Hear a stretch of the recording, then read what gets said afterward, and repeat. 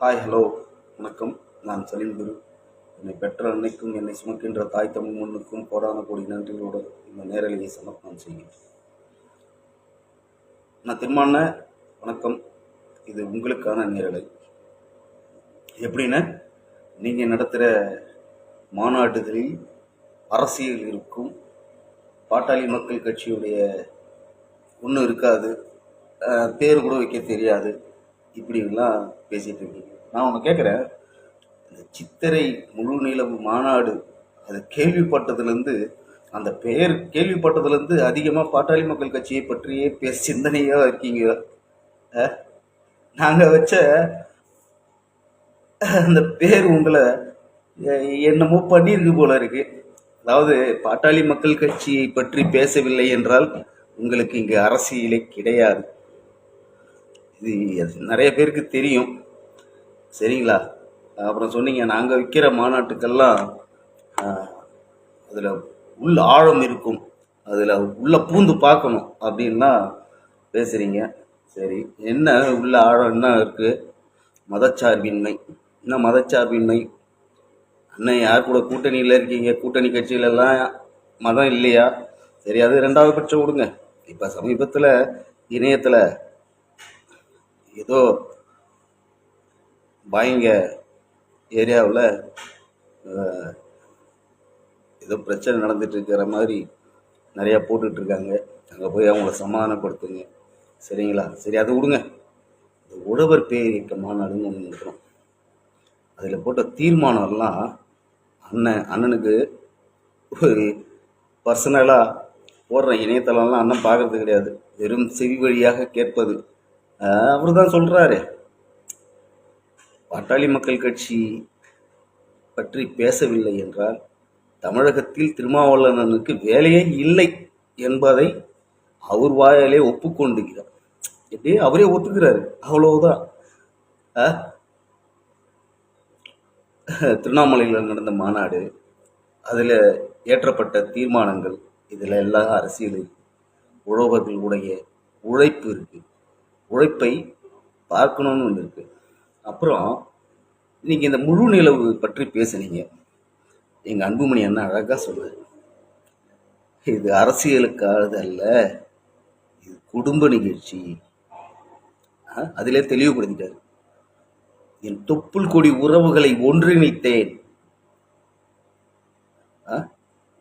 நாங்கள் எங்களுக்கு இருக்கிற அரசியல்லாம் பயங்கரமான அரசியல்னா, உலக நாடுகளே ஐயாவையும் சின்ன ஐயாவையும் பார்த்து பெருமைப்படுகின்றது. எப்படி வருடா வருடம் நிதி நிழல் அறிக்கை, பட்ஜெட்டு, அப்புறம் பார்த்தீங்கன்னா வேளாண் பட்ஜெட்டு. நீங்கள் வீட்டு என்னென்ன சின்ன பிள்ளைத்தனமாக இருக்குன்னு உங்கள் பேச்செல்லாம். அதான் சொல்கிறேனே, நீ உங்களுக்கு பாட்டாளி மக்கள் கட்சி ஆழ்மனதில் பதிந்து விட்டது. எங்கே போனாலும் பாட்டாளி மக்கள் கட்சி பற்றி பேசுவதே உங்களுக்கு வேலையாயிடுச்சு. ஏன்னா அப்போ தான் நீங்கள் அரசியலில் இருக்க முடியும். அப்புறம் ஒரு மேடையில் கூட நீங்கள் சொன்னீங்க, தேர்தல் ஆணையம் ஒன்றிணைத்தது பார், கலசத்தை வரையும் பொழுது பானையை வரைந்த பிறகுத்தான் கலசத்தை வரைய முடியும், தேர்தல் ஆணையம் ஒற்றுமையாக இருக்க சொல்கின்றது. காரணம் இருக்கலாண்ணே, அந்த ஒற்றுமை ஒன்று தான் பிடிக்காது, அதை தான் நீ பண்ணிகிட்டு இருக்கல்ல. ஒரு பிரிவினையை அந்த சமுதாய மக்களுக்கும் இந்த சமுதாய மக்களுக்கும் ஏற்படுத்தி கொண்டே தானே இருக்கிற. எல்லா இடத்துலையும் எல்லா மேடையிலையும் அதை தானே பேசுகிறேண்ணே, அதை பற்றி தானே பேசுகிற. இப்போ இந்த முழு நிலவு மாநாடு ஒன்று என்ன டிஸ்டர்ப் பண்ணிச்சு? ரொம்ப தெளிவாக அண்ணன் அழகாக சொன்னார், இது எங்கள் குடும்பத்தை ஒன்றிணைத்தோம், என் தொப்புள் கொடி உறவுகளை ஒன்றிணைத்தோம். அரசியல் நாங்கள் நிறைய எங்களுக்கு அரசியல் அதை கற்றுக் கொடுக்கறதுக்கு இன்னொருத்தவங்க பிறந்து வரணுண்ணே, சரிங்களா? நீங்கள் போனால் நாங்கள் எங்கள் ஐயா பாட்டாளி மக்கள் கட்சி இந்த நிதி நிழல் அறிக்கையை தவிர்த்து பார்த்தீங்களா, அந்த மாதிரி ஏதாவது ஒன்று பண்ணுங்க. வேளாண் பட்ஜெட்டுன்னு ஒன்று தரோம் பார்த்தீங்களா, வேளாணுக்கு தனி பட்ஜெட்டை கொண்டு வந்து காட்டியதே பாட்டாளி மக்கள் கட்சின்னு. இன்னைக்கு அது நடைமுறையில் இருக்குது. வேளாண் துறை அமைச்சர்னு ஒருத்தர் தனியாக இருக்கிறார், புரியுதுங்களா? ஆனால் அப்புறம் ஜனநாயகம் வெல்லும், அதுக்கு ஒரு விளக்கம் சொல்கிறீங்க. எதனால் இந்த ஜனநாயகம் வெல்லும்? இந்த ஜனநாயகத்துக்கு யாரெல்லாம் எதிரிகளாக இருக்கிறார்கள், யாரோடு ஒன்று சேர்ந்து இந்த ஜனநாயகத்தை காக்க போகிறோம்? ஜனநாயகம் நீதிமன்றத்தில் செதுக்கிய வரலாறுகளாக இருக்குது. அதை யாரும் போய் காப்பாற்றணுன்றது கிடையவே கிடையாது. நீதிமன்றத்தில் இருக்கு, சரிங்களா?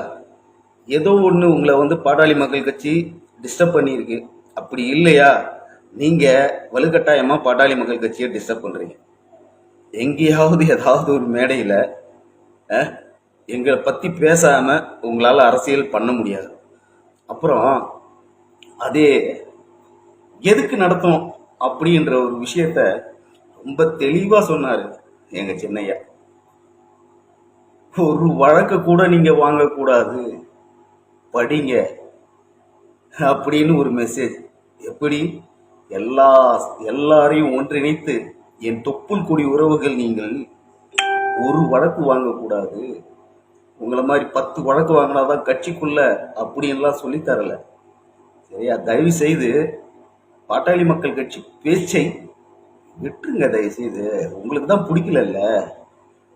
பிடிக்கலல்ல, பின்ன ஏன் போகிற இடத்துல எல்லாம் அந்த மாதிரி பண்ணுறீங்க? முதல்ல ஒரு விஷயம் சொல்லிட்டேன், பாட்டாளி மக்கள் கட்சி எதிர்க்கவில்லை என்றால் உங்களுக்கு இங்கே அரசியலே கிடையாது. நாங்கள் செய்த சாதனைகள் எல்லாம் பட்டியலிட நாங்கள் தயார். எவ்வளோ பட்டியல் தமிழகத்திலே இருக்குது, பாட்டாளி மக்கள் கட்சி இதெல்லாம் செய்ததுன்னு. நீங்கள் என்ன சொல்கிறீங்க? நாங்கள் மாநாடு நடத்துறது, போராட்டம் பண்ணுறது, உங்கள் என்னதான் நீங்கள் சொல்ல வரீங்கன்னு புரிஞ்சிக்க முடியல திருமான்னு. சரி, எது எப்படியோ காலம் பதில் சொல்லும் உங்களுக்கு. நீங்கள் கேட்டீங்கல்ல, எங்களதில் அரசியல்லே இல்லை அப்படின்னு சொல்கிறீங்கல்ல, அதுக்கு விளக்கம் தரத்துக்காக தான் நான் வந்தேன். விளக்கம் போதுமா? எங்களை போல நிதி நிழல் அறிக்கை தாருங்கள், வேளாண் பட்ஜெட் போட்டு பாருங்க, அதுவும் நிழல் தான். ஆனால் அந்த நிழல் தான் நிஜமாக்கப்படுகின்றது என்பதை உணருங்கள் தயவு செய்து, சரிங்களா? வாழ்க பாரதம், வளர்க தமிழ்நாடு, ஜெயின். அன்பு சொந்தங்களே, அவருடைய காணொலி இப்போதான் கொஞ்ச நேரத்துக்கு முன்னாடி பார்த்தேங்க.